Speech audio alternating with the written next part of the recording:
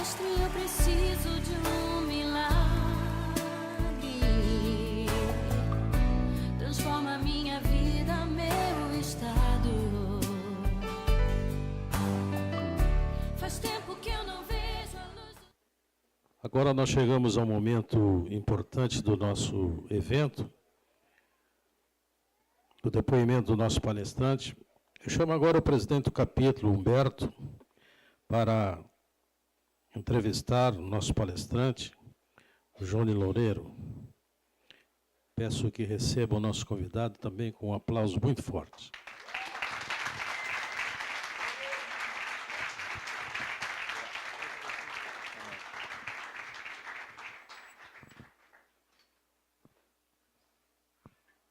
Boa noite a todos. É uma imensa alegria ver essa sala praticamente cheia aqui. Vocês receberam nossos convites e vocês atenderam nossos convites. E principalmente também os visitantes pela primeira vez. É uma honra ter cada um de vocês aqui.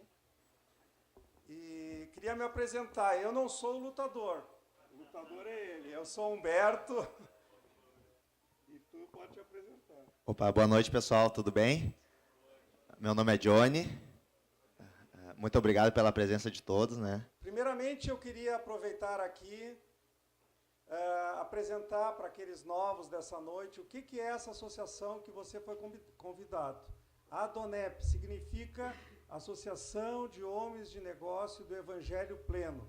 Ela teve início em 1952, na Califórnia, nos Estados Unidos, através de um empresário que teve exatamente a visão de fazer eventos como esse que você está aqui essa noite. Então, a gente se propõe a compartilhar histórias de vidas de pessoas que têm influência na sociedade. Por exemplo, essa noite o Johnny. E esse compartilhar dessas experiências gera muita fé, gera uma esperança, geram vitórias em outras pessoas, né, pelo exemplo dessas participações, ouvindo esses testemunhos. E esse trabalho cresceu, atingiu mais de 130 nações. Hoje, no Brasil, conta mais de 1.600 filiais. As filiais são chamadas, cada uma delas, capítulos. Esse aqui que está organizando é um dos primeiros aqui do Brasil, o capítulo 04. É o quarto, então, que hoje tem capítulos, mais de 1.500 capítulos ali na numeração.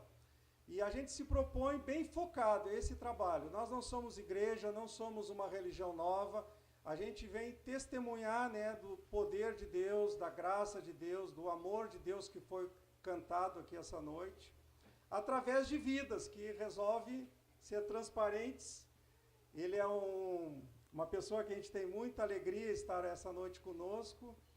Em 10 de outubro do ano passado, ele veio aqui como convidado, como você está convidado essa noite, pela primeira vez aqui, e ele hoje já é nosso palestrante. Então, como ele é jovem, tem futuro pela frente, dentro aqui da associação. Nós temos um site, você que é novo, recebeu uma revista, lá atrás da revista tem um endereço. Ali tem mais informações, eu não vou me alongar aqui explicando todas as oportunidades que você tem aqui na ADONEP, mas você tem ali um site, no site tem até a informação, os horários, qual é o canal que a gente tem, o canal 6 da NET, que a gente tem a programação semanal. Então você fica à vontade para explorar ali. Então, eu tenho então a honra de entrevistar esse jovem campeão, e até eu queria ler o currículo dele. Ele é casado com a Daiane, e eu tenho o filho Noah. Então aqui os sogros do Johnny. Ele é profissional formado em educação física, proprietário do Dojo Praxis, e é também faixa preta em jiu-jitsu. Ele é tão multicampeão que eu não vou conseguir ler todos os campeonatos que ele teve, eu só vou ler os principais. Campeão mundial em 2012, tudo com a faixa de jiu-jitsu. Vice-campeão mundial em 2013, terceiro colocado mundial em 2016 e em 2017 também terceiro colocado. Nesse próprio ano ele É um vencedor aí. Campeão sul-americano 2010 e 2014. Terceiro colocado do sul-americano 2016. Brasileiro 2014 e 16, campeão. E vice-brasileiro em 2013. E campeonato estadual, eu acho que todo mundo vai querer te tirar do campeonato. Ele já tem 31 vezes o campeão na estadual aqui do Rio Grande do Sul. Então, acho que até, para ser justo com os outros, tu tinha que sair fora.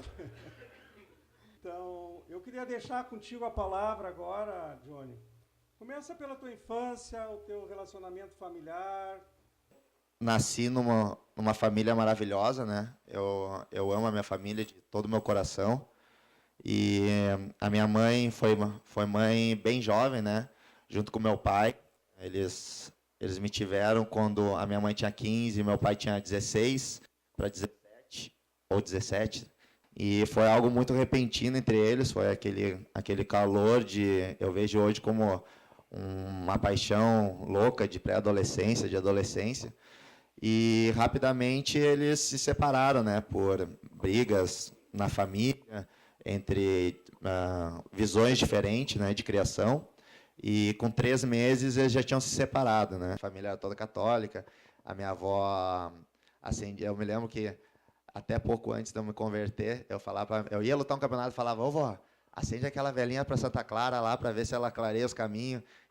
E daí fui crescendo, fui me desenvolvendo e sempre no caminho do esporte. Fui criado dentro da academia, dentro da Praxis da academia, né? A minha família prosperou financeiramente nessa época, né? Eu me lembro que quando a gente era novo, a gente era uma família de classe média baixa, assim.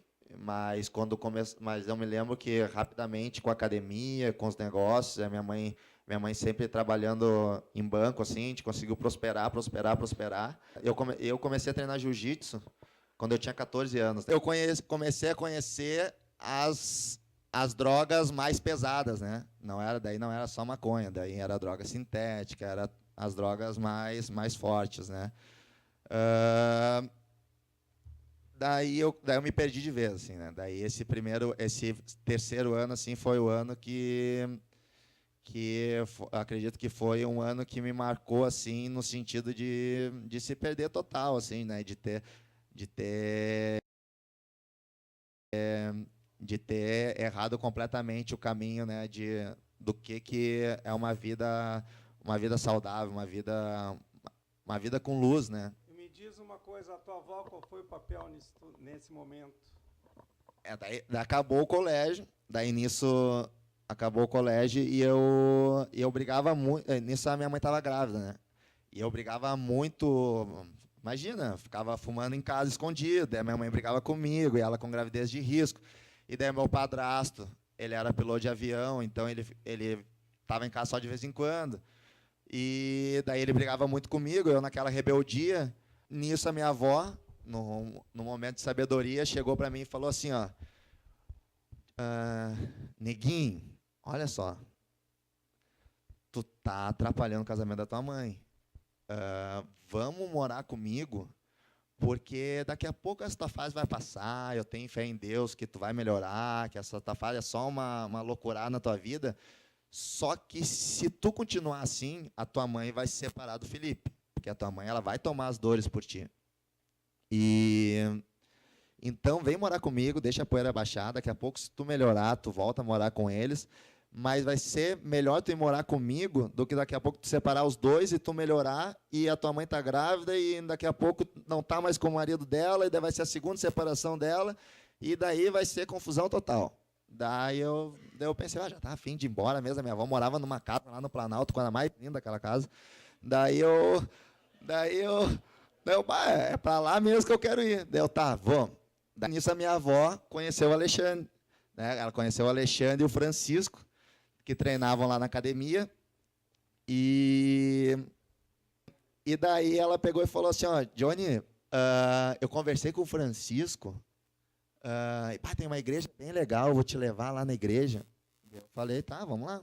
Daí eu fui na igreja com ela, achei legal, bem diferente, umas músicas diferentes, porque eu tinha feito crisma e catequese. Né? A catequese eu fiz obrigado, e a crisma eu tinha feito por causa das gurias. Daí eu peguei, fui lá, daí eu achei diferente da igreja católica, né? Não, era bem diferente, mas eu achava legal. Daí eu ia lá de vez em quando, continuei indo na igreja, mas a loucurada continuou solta, né? Daí, nisso, o Diego, que era um dos braços direitos do Mário, que é meu professor, meu sensei, eu entrei na faculdade e ele... Então, a minha avó foi a primeira pessoa a me levar na igreja, mesmo sem ser cristã. Né? Daí eu entrei na faculdade, o Diego, o Lerina, ele foi meu colega na faculdade, e o Rafael, ele entrou na academia para dar aula de natação, e os dois treinavam no Mário. Então, tinha um na faculdade, que eu ficava de manhã, e o outro na academia, que eu ficava de tarde e de noite. E daí os dois começaram a falar, vamos treinar jiu-jitsu, tu treina jiu-jitsu, vamos voltar, tem o Mário lá, tu vai ver, é outro jiu-jitsu, é competição. Daí eu achei legal essa ideia. Daí, nisso, eu fui treinar no Mário. Mas mais louco, assim, né? Eu até estava falando para o Tess, eu treinava, saía do treino e ia para casa fumando cigarro. Mas não tinha nem noção do que era. Eu tinha noção do que era ser saudável, mas não tinha. Eu estava completamente desnorteado. E eu me lembro que tinha o Grisolha na época, batia em todo mundo. Daí eu me lembro uma vez, eu cheguei para o Matias e falei, mas eu só apanho do Grisolha, mas eu quero pegar ele, mas eu só apanho. Daí ele falou assim, primeiro tenta não apanhar, depois tu tenta bater. Então vamos primeiro tentar não apanhar, depois que tu não apanhar, não bater nenhuma vez, daí tu começa a tentar bater. Daí eu naquela ali, e daí cheguei num campeonato. No final, assim, já fazia uns 6 meses que eu estava treinando, já tinha ganhado uns campeonatos estaduais, tudo. Daí cheguei, briguei com o Mário num campeonato, briguei com o meu professor, discuti com ele feio lá no Rio de Janeiro, num brasileiro. Tiveram que até separar, era mundial, né? Não era brasileiro, era mundial. E daí eu acho que o braço direito dele pegou as dores por ele, e daí num jogo de futebol, eu quase briguei com o braço direito dele. Daí tiveram que separar mesmo, assim, porque a gente ia se pegar. Daí eu ia para o treino para querer bater neles. Mas eu era muito pior que eles, mas eu queria bater neles, eu queria lá, eu já não queria mais treinar, eu queria ir para brigar. E daí ali pelo quinto treino, assim, porque eu queria brigar, mas eu estava apanhando. Eu tava apanhando. Daí lá acho que pelo quinto treino, depois dessa confusão com o Matias, eu peguei e falei, não é para mim isso aqui, eu vou parar. Daí parei de treinar. Daí fiquei mais 1 ano e meio só na loucura, com essa minha namorada também, vai, vem, e traía ela também, e não tinha respeito, não tinha noção de nada. Daí eu pensei assim, eu estava meio gordo, assim, estava com 90 e poucos quilos também. Daí eu pensei assim, o que eu preciso fazer, né? O que eu fazia que me deixava melhor? O jiu-jitsu. Né? O jiu-jitsu me ajudava. Daí eu voltei para o jiu-jitsu. Daí eu já tinha os meus 20, quase 21. Não, mas agora eu vou levar a sério esse tal do jiu-jitsu. Daí comecei a treinar. Daí mas de vez em quando eu ia para as raves. Né? De vez em quando eu treinava, mas de vez em quando tinha aquela rave do final de semana.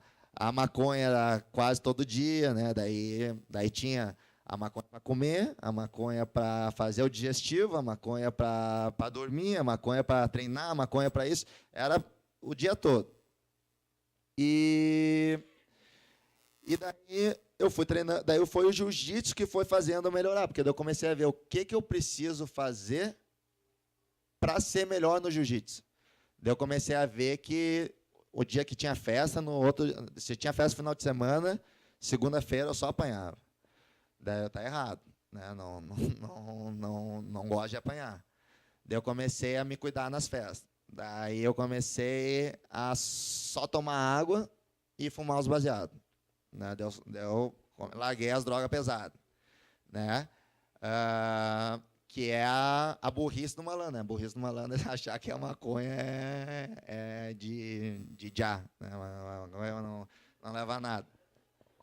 Daí eu peguei e eu peguei e daí eu comecei a treinar mais forte, daí comecei a ganhar uns campeonatinhos melhor, assim, mas eu sentia que era os ruralitos mesmo, eram os gaúchos, daqui a pouco um sul-brasileiro, mas os campeonatos grandes nunca dava para ganhar, nunca dava para ganhar.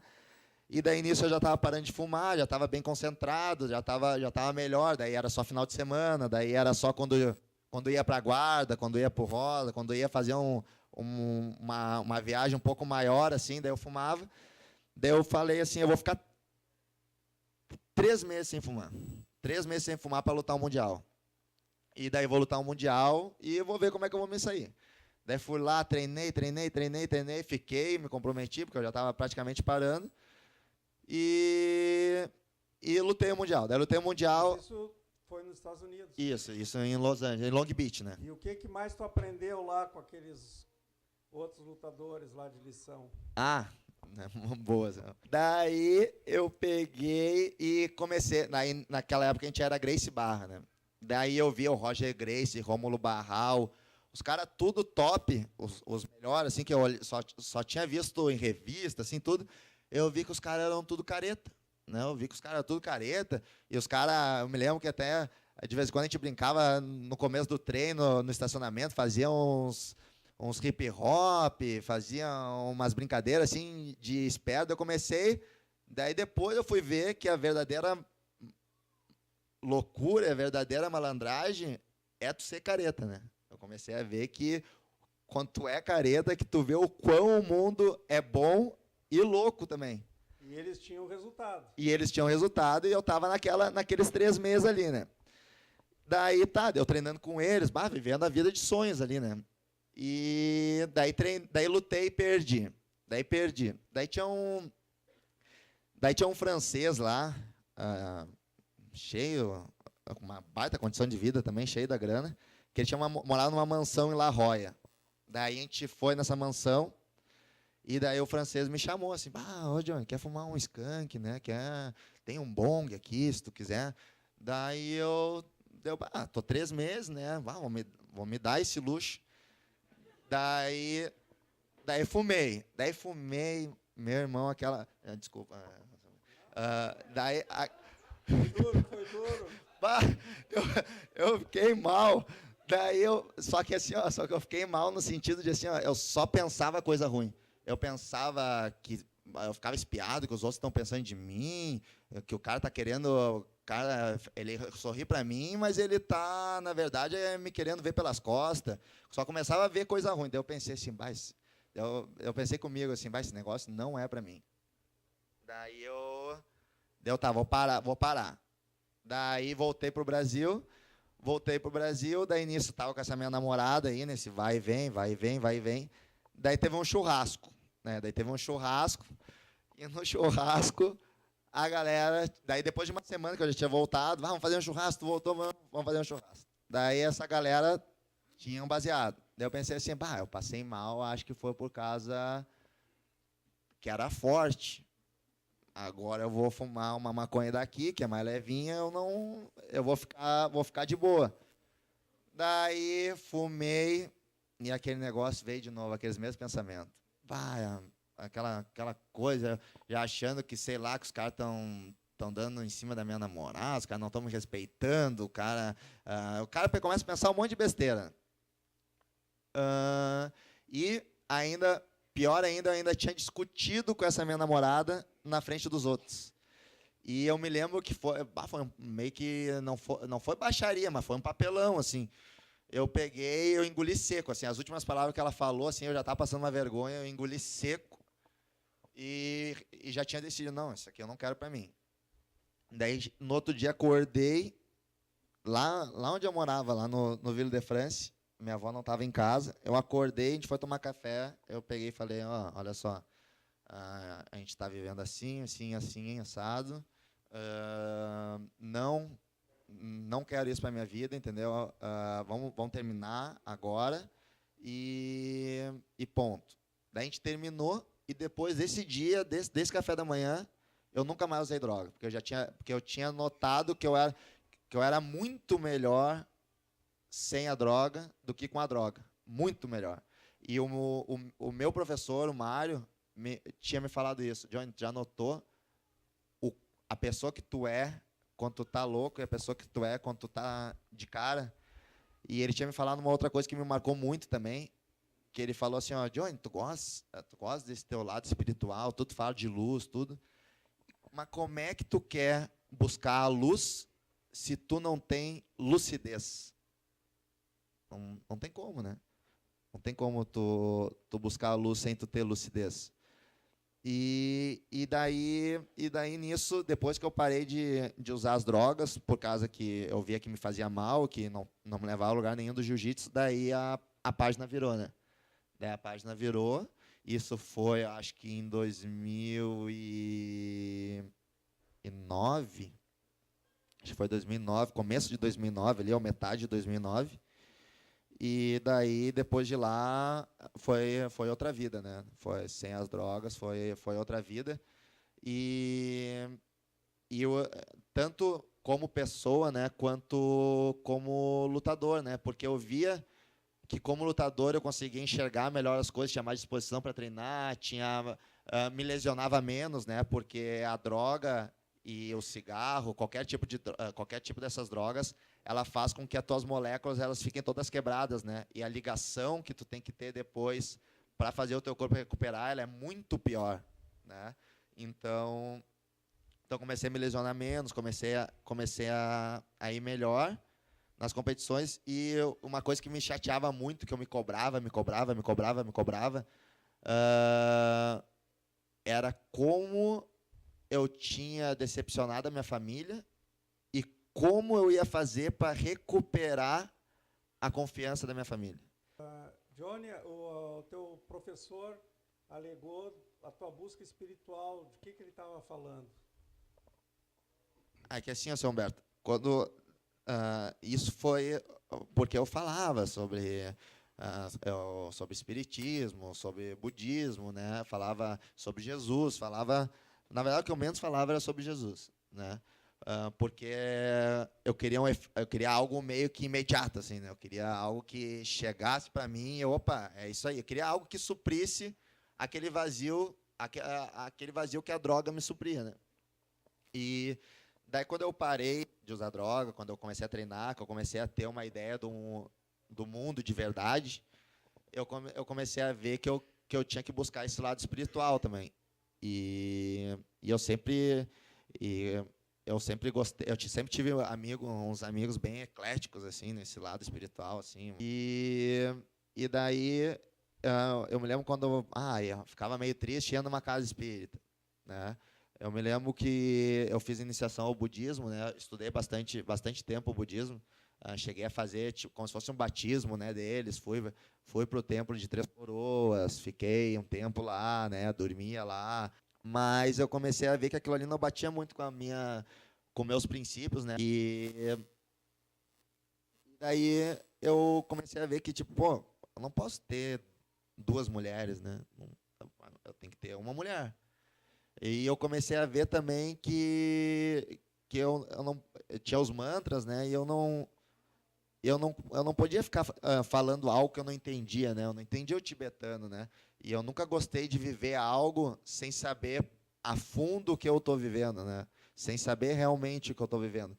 E daí eu me lembrava que quando eu ia lá na igreja com a minha avó, tinha uma palavra legal, que lá era mais fácil de eu entender, né? Era uma coisa mais do meu dia a dia, assim, era uma palavra, era o preto no branco, não tinha muito que ficar meditando para isso ou para aquilo, então era mais fácil de eu entender.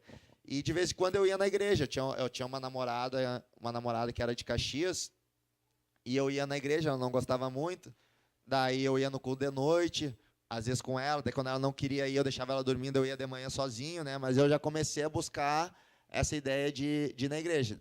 Foi aí que entrou o trabalho social teu? Daí foi aí que entrou o trabalho social. Daí eu comecei a dar aula no projeto social dentro da igreja de jiu-jitsu, né? Foi um trabalho bem bacana, que eu fiquei 2 anos, né, com esse trabalho social. Começou dentro da igreja, depois foi para o centro comunitário, lá no SASE, né, porque ficou difícil de levar as crianças para dentro da igreja por causa da locomoção, né? Às vezes eu chegava na igreja, o cara da van não tinha vindo. Daí tinha que fazer umas 5 viagens, ainda bem que era pertinho. Daí acabou que no final do ano, a gente ficou meio ano na igreja, e chegou o pessoal do centro comunitário que quis me contratar para fazer dentro do centro comunitário. Daí eu, tá, vamos fazer lá dentro do centro comunitário. E daí começou um projeto bem legal, né? E só que eu acredito, né, que Deus ele te cobra pelos teus erros, né? E nisso veio uma sequência de lesões, assim, né? Veio umas 2 lesões, veio uma lesão. Logo depois que eu parei de usar droga, assim, eu fui para a Austrália. Não, eu me operei aqui, eu estourei o meu joelho aqui. E daí eu acredito que é muito que ele quer te testar para ver se realmente tu tá no caminho, né? E parece que quando tu quer parar, assim, acontece coisas e daí vão vindo pessoas com, por exemplo, vai vindo o cara com aquela droga que tu sempre quis ou que tu sempre gostava, ele vai te tentar com a melhor, né? Com a melhor droga que tem. E daí, para te testar, Deus te testando mesmo, vamos ver se tu te limpou mesmo, se tu tá de cara mesmo, né? Se tu tá fazendo as coisas certas. E, daí tinha me lesionado, daí eu comecei a fazer essa busca espiritual, né? Porque eu lia uns livros, eu via, não, quando te machuca, é porque Deus está querendo curar uma ferida da tua alma, né? Daí, e eu estudando. Daí, nisso eu já estava nesse caminho do budismo, e fui para a Austrália. Quando eu estava na Austrália, logo no finalzinho da minha viagem, me machuquei de novo, daí voltei para o Brasil, me operei, daí projeto social, e nisso, no final desse projeto social, eu fui morar nos Estados Unidos. E para ficar 6 meses lá, né? Ficar 6 meses lá nos Estados Unidos. E nisso eu já estava bem, já tinha ganhado o campeonato mundial, já estava indo bem nas competições, tinha ficado em segundo no brasileiro, mas eu tinha o sonho, né? Eu gostei muito do treino lá no Cobrinha, e eu senti que quando eu conheci o treino lá no Cobrinha, mudou totalmente o meu jiu-jitsu, né? Lá nos Estados Unidos. Lá nos Estados Unidos. Mudou totalmente a minha visão de como treinar, né? Que foi uma coisa que eu tenho certeza que eu trouxe para os guris na academia, né? No sentido de fazer drill, no sentido de se alimentar direito, mas não só se alimentar direito e fazer drill, ser comportado, ser um cara que se veste bem, ser um cara que tem uma vida digna, né? Trabalhar, fazer as coisas como tem que ser feito, não tentar ganhar dinheiro de qualquer maneira, mas trabalhando com suor, mesmo que seja de pouco, que lá na frente tu vai colher mais. E daí, nisso, eu tinha essa minha namorada daqui, né? E eu até estava falando com o pastor Tércio, que eu já tinha, nessa época aí que eu fui morar lá, eu já tinha bem consciente, assim, na minha vida, os meus valores, assim, né? Em questão à fidelidade, em questão à família. E daí eu fui morar lá nos Estados Unidos, e a ideia era eu ir morar, depois ela ir morar também, mas eu sei que no meio do caminho ela não foi, e eu fiquei os 6 meses lá, me preservando para ela, tanto que eu morava a 5 minutos da praia de ônibus, e eu devo ter ido na praia 4 vezes no máximo nesses 6 meses. Só ficava treinando, final de semana competindo ou descansando, porque eu estava muito cansado. E daí eu voltei, e daí eu descobri que ela tinha me traído. Daí eu descobri que ela tinha me traído, e eu... não acredito, que sacanagem, velho. E eu já tinha passado por uma situação, não foi de traição com essa minha ex-namorada, mas tinha acontecido uma situação bem chata dela, depois que eu terminei com a minha ex-namorada, dela se envolver com um amigo meu, então eu já tinha essa ideia de traição, de amigo mais, assim, entendeu? E daí depois ela me traiu, daí agora me quebrou as pernas. Mas deixa eu primeiro te avisar, a tua história é magnífica, daqui a pouco dá para fazer um filme. Mas nós estamos com 50 minutos. Tá. E tu tem a parte melhor ainda aqui. Tá. Mas eu estou concluindo aqui, vocês estão prestando atenção, as partes, às vezes, mais negativas que ele sofreu foi onde veio a luz depois. Né? Quando ele estava lá nos Estados Unidos, fumando a droga que ele queria, deu uma sensação horrível. Depois ele voltou aqui, deu outra sensação horrível. E aí ele volta, vai de novo para lá. Quando volta, há uma traição, para ele é horrível. Mas sempre ele depois se levanta dessa situação. Nós estamos aqui para aprender também, né? A Dona Hebe tem essa característica, esse foco. A gente aprender, né? As vivências dos outros para a gente não cair nos mesmos erros. Então, nesses momentos mais difíceis, nas tuas maiores derrotas, a gente vai ver que depois ele foi procurando um caminho, né? E que a luz veio na tua vida. Então, eu queria que tu pudesse me contar assim a história com a Daiane. Foi logo depois dessa situação da traição, daí eu me lembro que eu fiquei bem triste, assim, logo quando eu voltei de Caxias, tinha graduação. Eu descobri que ela tinha me traído, tinha graduação de manhã. Eu lá naquela graduação, assim, quase mal. E tinha vontade de chorar, eu tinha vontade de chegar para alguém e falar, olha só, aconteceu isso, aquilo, e chorar. E mas segurei, daí fiquei uns 5, 6 meses solteiro, né? E nisso a Dai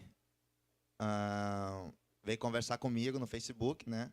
E ela foi minha primeira namorada quando eu tinha 13 anos, né? E a gente terminou também numa situação que não foi muito legal, porque a gente tinha 13 anos, eu era um gurizão, daí ela conhecia um cara que era mais velho, meio que gostou do cara, tudo. E daí já não foi uma situação legal quando a gente terminou, quando eu era criança, para mim. Porque ela foi a primeira mulher que me despertou paixão, assim, né? Ela foi a primeira mulher que eu amei, assim, que eu conheci o que era o amor por outra mulher, a não ser minha mãe, minha avó, né? Ela foi a primeira mulher que me despertou isso dentro de mim. E daí ela veio falar comigo, até foi meio ríspido com ela, assim, porque eu senti o que ela queria, né? Ela não queria saber do bonsai que eu tinha tirado foto, ela queria papo comigo. Daí eu peguei, fui meio ríspido com ela. Daí a gente saiu, a gente começou a ficar, tudo. E daí, nisso, eu tinha acabado de me operar também. Quando eu voltei dos Estados Unidos, soube que tinha sido traído, vou cair de cabeça no jiu-jitsu. Caí de cabeça no jiu-jitsu, primeiro campeonato, vou lutar a seletiva de São Paulo e depois vou ir para Portugal. Daí, na seletiva de São Paulo, eu com a mala para ir para o europeu, tudo. Tinha ficado em segunda categoria e lutar o absoluto para valer passagem. Aquecendo na área de aquecimento, pum, me estourou o joelho. E o joelho travou, e eu na enfermagem, o joelho não voltava para o lugar. Enfim, mas foi mais outra situação que Deus deu uma, Deus deu duas, para cair mesmo. Daí conheci a Dai, a gente começou a ficar, daí fui lutar o Mundial de faixa marrom, daí perdi nas quartas de final na marrom. E voltei, a gente começou a namorar, né? Daí a gente começou a namorar, né? Daí nisso porque eu tinha voltado para o Brasil, porque a gente ia abrir a Praxis, né? Da Plínio. E daí eu voltei para o Brasil porque fazia 5 anos que o meu tio não morava no Brasil. E eu gostava muito da família. E daí o meu tio pegou e falou, que tu acha de tu voltar para o Brasil, a gente abriu uma academia junto, tu fica com a parte das lutas, a gente fica... Poxa, aquela ideia maravilhosa, né? Minha família junto de novo, todo mundo junto. Eu voltei por causa dessa ideia de estar a família toda junto de novo. Daí a academia atrasou um pouco o processo de abrir, de obra. Daí a academia ia abrir lá em julho, né? Daí eu comecei a namorar com a Dai em junho, daí ela foi na inauguração, a gente já estava certo no namoro, a gente começou a namorar. E daí eu estava falando, Dai, olha só, tu mora aqui sozinha, ela morava num apartamento no Planalto, vamos morar junto aqui, a gente divide o aluguel. Eu tinha um apartamento que eu tinha comprado na planta. Não, tinha comprado na planta, não. Eu tinha comprado o aluguel da sogra da minha mãe. Tinha comprado o apartamento da sogra da minha mãe. E eu queria que aquele apartamento fosse alugado para ele se pagar, né? Daí eu falei, Dai, eu tenho um apartamento, mas vamos deixar ele lá se pagando, vamos morar aqui de aluguel, um preço bom, um apartamento legal, vamos morar aqui. Então, era a academia que estava abrindo, eu estava saindo de casa pela primeira vez para morar com uma mulher, né, que é diferente do que morar sozinho nos Estados Unidos ou em outro país, né, quando está só tu.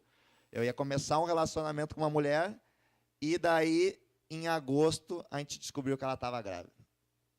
Daí a gente descobriu que ela estava grávida E eu naquela situação, daí tu tá grávida, como assim, né? Daí a gente teve uns momentos bem tensos, mas daí eu botei na minha cabeça, não, é o seguinte, eu já sei, como assim, né? Não tem, só tem um jeito, né? Não tem jeito. Daí eu descobri, daí eu peguei e pensei assim, não, eu sei como é ser filho de pai separado, né? Eu sei todo aquele sofrimento que eu tive. Eu não quero que o meu filho viva isso também, né? Então eu vou fazer dar certo isso aqui.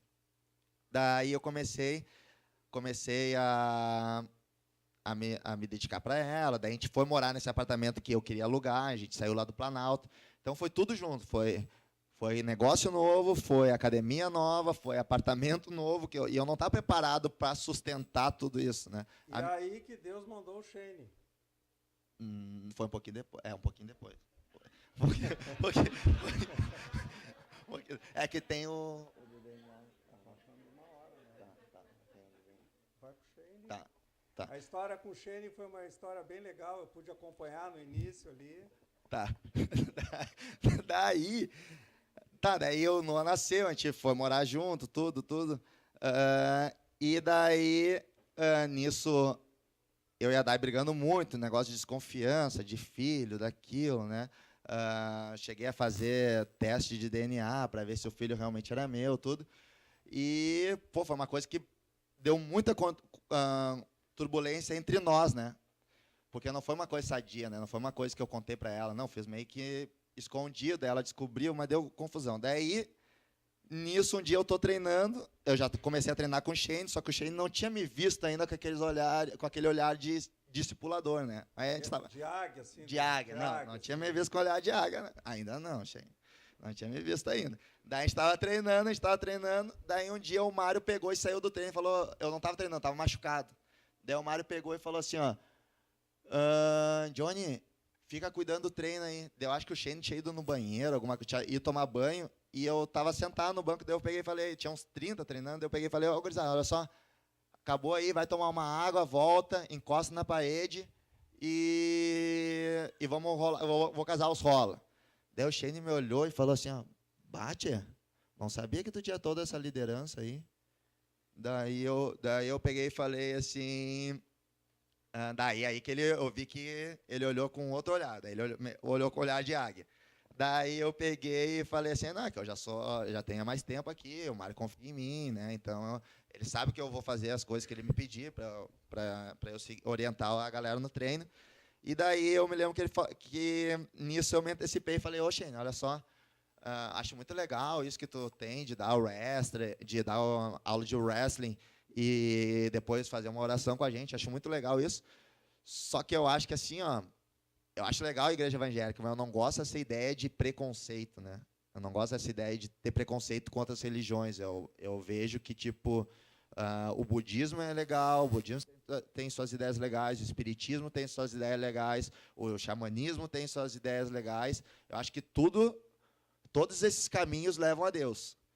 E daí eu me lembro que ele pegou e foi muito sábio e falou assim, isso aí que tu está falando tem uma parcela de certeza, de verdade, né? Porque todas essas religiões que tu me falou, elas têm ideias legais. Só que nem todas as ideias te levam para o caminho certo. Daí eu peguei. O Shane é um pastor, para quem não conhece. O Shane é pastor.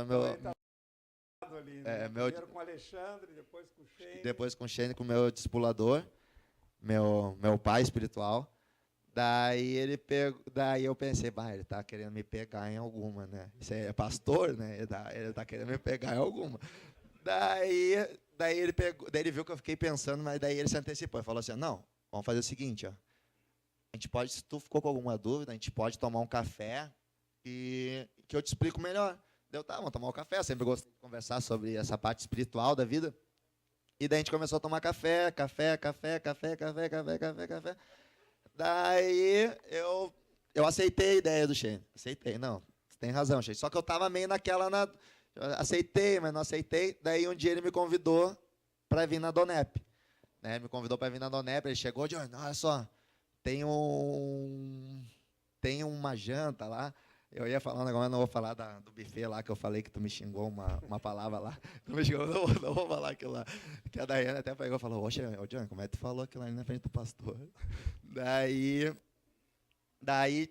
era eu, daí na mesa estava eu, Shane, a Michele, a Dai, e estava o Aloísio, e a esposa dele, né? O Aloísio, para quem não sabe, foi um jogador de futebol, jogou no Inter, jogou no Barcelona, né? Ele teve uma vida bem grande assim dentro do futebol. Ele foi presidente daqueles atletas de Cristo, que é bem famoso, que até o pessoal no jiu-jitsu usa os pets, né? E, pô, eu me identifiquei, né? Poxa, ele me botou na mesa certa aqui com a galera do esporte, né? A gente ficou falando de futebol, né? Eu sou colorado, graças a Deus. E daí ele pegou e daí a gente ficou conversando lá. E daí na hora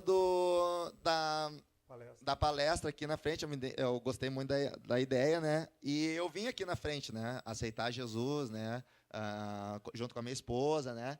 Aceitar Jesus e foi muito bacana. Eu me lembro que o Shane ficou emocionado, lacrimejou, assim, eu cheguei na mesa, ele estava, e estava todo cheio de lágrimas no olho. Depois eu até falei para Dai, tu viu que o Shane se emocionou? Daí ele falou, sim, Johnny. É normal, né? Os olhos de águia se encheram de lágrimas agora. Daí eu peguei mas ainda não tinha entendido. Eu tinha aceitado Jesus, mas não tinha entendido aquela profundidade, né? E nisso eu fui num retiro espiritual, né, que o pastor Tércio estava liderando. E daí ali sim, naquele retiro lá, daí mudou minha vida, né? Daí quebrou tudo, daí caiu tudo quanto é tipo de máscara, muita restauração na minha vida, muita restauração entre eu e a minha esposa, né? Acredito que tudo que tinha ali para cair, caiu por água abaixo, né? Eu gostei muito quando nós conversamos a esse respeito. Ele disse que logo depois que vocês vieram, coisas que estavam escondidas, assim, todo o oculto do casamento, assim, de sentimentos, de fatos, veio tudo à tona, um se abriu para o outro. Isso gerou muita vida entre vocês, né? Gerou vida e turbulências também, né? Mas com certeza, se eu não tivesse tido esse entendimento e todo esse processo, né, do cristianismo na minha vida, se tivesse passado por essas turbulências, a gente não estaria junto, né? A gente tem essa ideia, né? E eu me lembro uma coisa que me marcou muito também, foi numa noite que eu cheguei em casa, assim, e a Dai tinha tido uma conversa, um discipulado com a Martinha. E ela me chamou assim no sofá, assim, e começou a chorar, assim, e falar assim, amor, eu preciso te falar uma coisa que eu não sabia e que eu sempre fiz, mas eu quero desabafar contigo. A Martinha me ensinou que a primeira coisa na vida de uma pessoa é Deus. Depois de Deus, vem o teu marido ou a tua esposa. E depois vem o filho. E daí ela chorava, me pedindo desculpa, que ela sempre tinha botado o Noah na minha frente. E eu vi que eu também, para ter ficado com ela lá atrás, eu botava o Noah na frente dela. E daí foi um pedido de desculpa dela chorando, mas olha, foi uma das poucas vezes que eu vi a minha mulher desse jeito, chorando, e me pedindo desculpa, que ela tinha tido entendimento, que o Espírito Santo tinha tocado nela e ele estava fervilhando dentro dela. E eu tive um entendimento também, né? Ela nem precisou falar assim, amor, tu tem que fazer isso também. Ela nem falou nada. Mas eu, a partir daquilo ali, eu tive entendimento. E eu me lembro um dia uma coisa que me tocou muito também. Foi eu treinando com o Jorge. E eu falei isso para ele. E a gente estava treinando e eu falei isso para ele. E quando eu olhei, ele estava assim, virado em lágrima também. E foi uma coisa que, tipo, que eu sinto que é uma cascata, né? Não é só tu que é encharcado, né? São várias pessoas ao teu redor. E às vezes as pessoas que tu tá só contando a tua vida, tu Tu não está querendo convencer aquela pessoa de alguma coisa, só tá dando um testemunho, né? Do que aconteceu contigo, aquelas pessoas, que nem o Will fala, né? Às vezes, para tu dar um entendimento de Jesus, tu não precisa falar de Jesus, né? Tu só precisa agir como Jesus agiria, né? E foi uma coisa que me marcou muito, né? E desde lá a gente vem trabalhando muito, né? A gente vem buscando evoluir na igreja, evoluir com os amigos e eu agradeço a Deus, que nem tu falou, Humberto, por me cercar de pessoas maravilhosas, né? Eu agradeço a Deus pela igreja que eu tô, eu agradeço a Deus pelo pastor que lidera a igreja, eu agradeço a Deus pelo meu discipulado, pelo meu líder espiritual. Agradeço a Deus pela minha esposa, agradeço a Deus pela minha família, agradeço a Deus pelos meus alunos, por toda essa caminhada que Deus fez na minha vida. Agradeço a Deus pela galera da célula também que está aí presente, né? Que o Gui, conheci ele desde criança, né? Na época do futebol, e eu acredito que eu chego à conclusão que todos esses tombos que eu caí na vida, que eu errei, foi para que Deus me botasse numa missão, para que pessoas que chegassem perto de mim, que têm esse mesmo problema, não passem por esse mesmo problema, entendeu? Que fosse como alguém, ó, não vai por aqui, vai, é aqui, ó, o caminho é aqui, ó, isso aí não te leva a nada. Que seja para minha família, com a minha afilhada, com meus irmãos, com meus alunos, entendeu? Eu acredito que Deus, na verdade, me usou, que eu até falo com o Felipe, né? Parece que Deus me usou num caminho todo errado para entender como funcionam as trevas, para que, quando ela chegue perto, eu consiga bloquear ela e levar para Deus, entendeu? Então, acredito que essa ideia que Deus, essa é a missão que Deus deu para mim. Tu chegaste a comentar comigo que tu se sente outra pessoa mais calmo, e até nas lutas que tu usava aquela raiva como um trampolim para ti, aquela Sim. força que vinha. Sim. Queria que tu comentasse isso, que eu acho importante. Eu me lembro uma das coisas que o Shane me ensinou no começo, que eu falava assim, que às vezes eu levo meio na brabeza, assim, mas daí o Shane pegou e falou: tu já pensou em orar no meio da luta? Eu pensei assim, não, né? Mas daí ele pensou, então ora. Daí eu me lembro que logo quando eu comecei a treinar com o Shane, e até hoje eu faço assim, às vezes eu estou numa situação ruim, ou eu estou numa situação boa, mas o cara está fazendo uma força, eu começo a pensar, ô Deus, me ilumina aqui, me dá o caminho, faz com que eu consiga ganhar essa posição que eu quero, ou faz eu sair dessa posição. Eu começo a orar, às vezes, no meio da luta. Eu me lembro esses dias que eu até falei com o Brunão, que o Brunão estava me dando uma massa, assim, ó, estava mal. Daí eu peguei ele no final da luta. Eu sei que treino não se comenta, mas é um testemunho, Brunão. É um testemunho. Daí eu peguei ele no final da luta, daí ele pegou: como é que foi aquilo ali que tu fez, Johnny? Eu peguei, não, é de Deus, eu estava rezando. Eu estava rezando para sair dessa situação. Nem sei, até agora a gente já tentou em uns 2 treinos entender como é que foi a posição, mas a gente não achou ainda a posição, porque foi divino aquilo ali, porque eu não sei como é que eu peguei ele até agora. Eu sei que eu passei uma perna por cima do braço dele, apertei, mas eu me lembro que eu estava por baixo dele e falava: Deus, deixa eu sair daqui, eu preciso de um bote. Eu preciso de uma flecha, né? Eu preciso de uma flecha para acertar, e às vezes tem a flecha, às vezes ele me escuta, às vezes eu tenho que estar mais na fé ali, né? Mas às vezes o cara também tem fé, né? E em relação a ficar mais calmo, eu acredito que eu estou mais calmo. Eu falei para a Dai, né? Logo quando a gente veio do retiro, que teve aquela conexão forte, né, com o Espírito Santo. E eu me lembro que ela pegou e falou assim, que o que mais impressionava dela era a minha mansidão, né? E eu vejo que quando eu não estou forte, né, na oração, na fé, na palavra, eu vejo que eu começo a ficar de novo mais brabo, mais impaciente, mais grosso, né?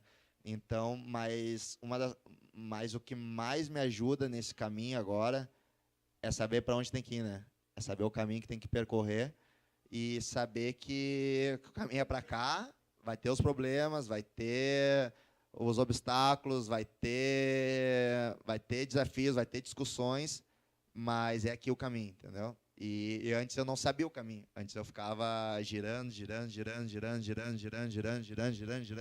Às vezes me dava bem, às vezes me dava mal, mas agora eu tô bem, entendeu? Tá no caminho. Tô no caminho. Para mim eu conheci essa história entrevistando ele, a gente tem muito cuidado em trazer os depoimentos aqui, mas chamou muito a atenção assim como os dois, né, passaram pela vida, passaram por tribulações, né, com dificuldades, com erros mesmo, e como Deus não desperdiça nada, né?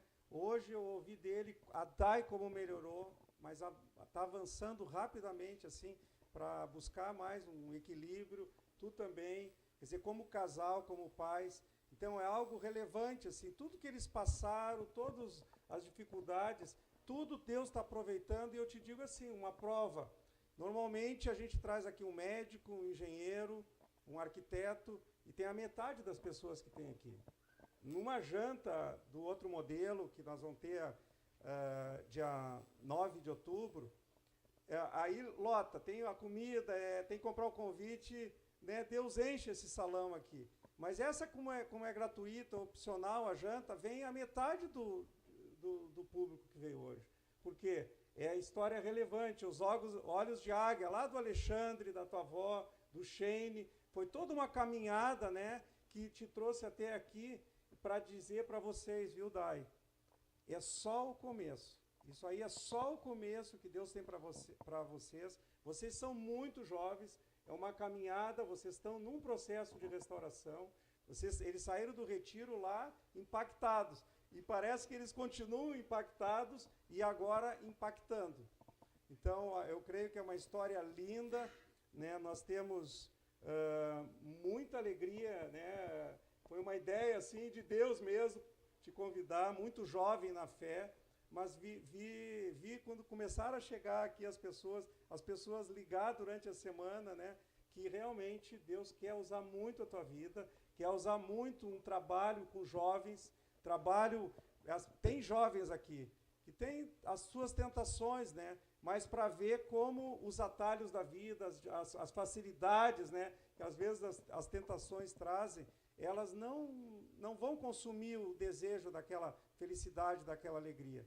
Hoje é um super campeão e agora dando exemplo para outras gerações, para a tua própria geração, tu é jovem. E eu queria, para terminar, tu falasse desse novo projeto da tua academia. Obrigado, Humberto, por abrir esse espaço para poder falar do novo espaço, né? A gente está abrindo uma academia ali na Álvares Cabral, no número 247. Foi um sonho, né? Eu até semana retrasada fui falar lá para os meus alunos, comecei a chorar, fez um fiasco lá, comecei a chorar na formação lá, me emocionei, porque é um sonho mesmo, né? A galera que está comigo aí desde o começo, o Gui, o Fabiano, né? Que estão lá do início, sabe o quão é sofrido e eu me dedico e tá sempre ali, o Heitor que me ajuda também, me dá um suporte, né? Os guris que estão sempre ali, o Jorginho agora trabalhando, sabe que não é fácil estar ali o dia inteiro, tá ali batendo. E vai ser um projeto bem legal, porque a gente já está com 28 crianças, né? Atendendo lá no Morro da Tuca, Um projeto social. num projeto social, que é o projeto Surfar. E algo que eu estou aprendendo também, como trazer a ideia e a vida de Cristo para as crianças, né? Porque eu acredito que uma coisa é eu trazer para mim, né? Outra coisa é eu levar para os outros, né? E falar na linguagem da criança, né? É uma coisa que eu até conversei com o Márcio, que é uma coisa que eu preciso aprender com ele, né? E agora também, conversando com o Márcio, também a gente está com um projeto de trazer as crianças lá do Projeto Sabiá, né, no qual a igreja é responsável, para levar mais 40, né? Então seria no total quase 70 crianças, né? Eu acredito que vindo com essa ideia do projeto das crianças vai melhorar em muito, né? Porque a gente, tanto eu quanto o Guilherme, o Heitor e o Jorge, que a gente é responsável lá pelo projeto, a gente está muito na vontade e no jiu-jitsu, né? E o Márcio e a igreja, eles têm um outro contexto, né? De trabalhar bianual com as crianças, fazer um trabalho bem forte de socialização, de atendimento médico. Corpo, alma e espírito. Exato, entendeu? E a gente está muito no corpo e alma, né? Mais no corpo ainda. Então eu quero trabalhar de forma intensa com essas crianças. A gente quer fazer realmente diferença na vida dessas crianças. Para vocês terem uma noção, agora a gente fez uma aula e eu trouxe 4 crianças comigo. Dessas 4, 3 estão com... Uma está com o pai preso e a outra está com... As outras 2 estão com o irmão. Então, só no meu carro. Imagina as outras 28 que estavam lá, as histórias que elas não têm, né? E então a gente tem muita coisa envolvida, né? Muita vida, né? Eu converso com a minha mulher, né? Converso com a minha mãe, que óbvio que eu estou abrindo lá, querendo trazer um benefício financeiro para minha família, né? Trazer uma vida boa para mim, para minha mulher, para o meu filho, mas primeiro são as pessoas, entendeu? Primeiro são as almas, primeiro são as vidas que vão estar lá dentro, que não são só essas crianças também. A gente está abrindo uma academia para atender mais de 300, 400 pessoas, né? Então é muita gente envolvida. Eu sei também como a arte marcial pode influenciar positivamente na vida dessas pessoas. E tu também agora tu está aprendendo a ter olhos de águia, né? Aprendendo a ter olho de águia. Eu preciso de um milagre. Transforma minha